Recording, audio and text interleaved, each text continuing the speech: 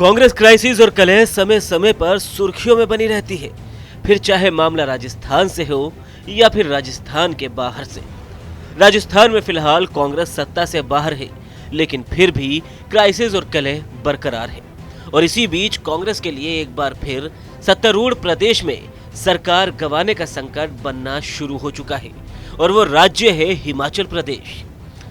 हिमाचल प्रदेश में मंगलवार को राज्यसभा चुनाव के लिए मतदान होना था। राज्यसभा चुनाव के लिए कांग्रेस के उम्मीदवार थे अभिषेक मनु सिंघवी, तो वहीं बीजेपी के उम्मीदवार थे हर्ष महाजन। हिमाचल में कांग्रेस के पास कुल 40 विधायक है, तो वहीं बीजेपी के पास 25 और 3 निर्दलियों के साथ कुल 28 विधायकों का समर्थन है।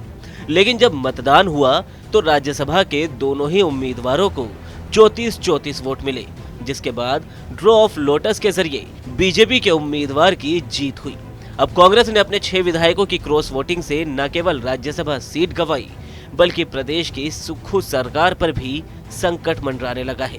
कांग्रेस ने हिमाचल में उपजे इस संकट के लिए अपने संकट मोचन को याद किया है, और वो अब हिमाचल भी पहुंच चुके हैं।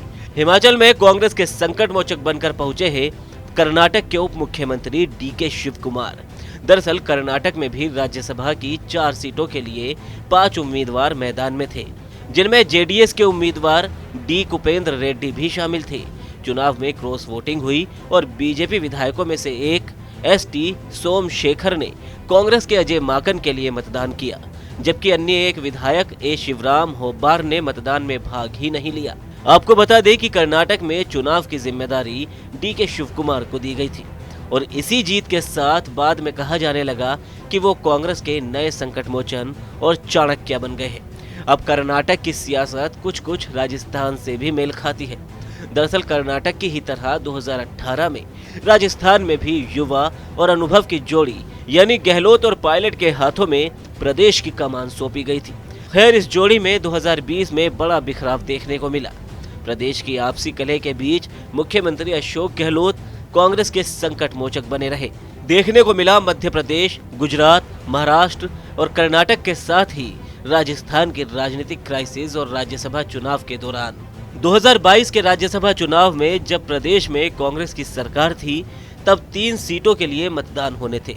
2 उम्मीदवार कांग्रेस से, 1 उम्मीदवार बीजेपी से, तो वहीं 1 उम्मीदवार निर्दलीय खड़े थे, और निर्दलीय उम्मीदवार को बीजेपी का समर्थन था। लेकिन जब मतदान की बारी आई और चर्चा थी कि कांग्रेस के कई विधायक को क्रॉस वोटिंग कर सकते हैं, तभी गहलोत की ऐसी जादूगरी चली कि बीजेपी की ही एक विधायक ने क्रॉस वोटिंग कर दी।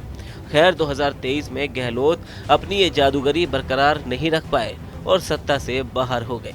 अब कर्नाटक की सियासत में भले ही मुख्यमंत्री सिद्धरामैया हो, लेकिन डीके शिव कुमार आला कमान के बेहद करीबी माने जाते हैं। वैसे कभी इस भूमिका में सचिन पायलट भी हुआ करते थे, लेकिन 2020 में अपनी बगावत के चलते जरूर उन पर सवाल उठे थे।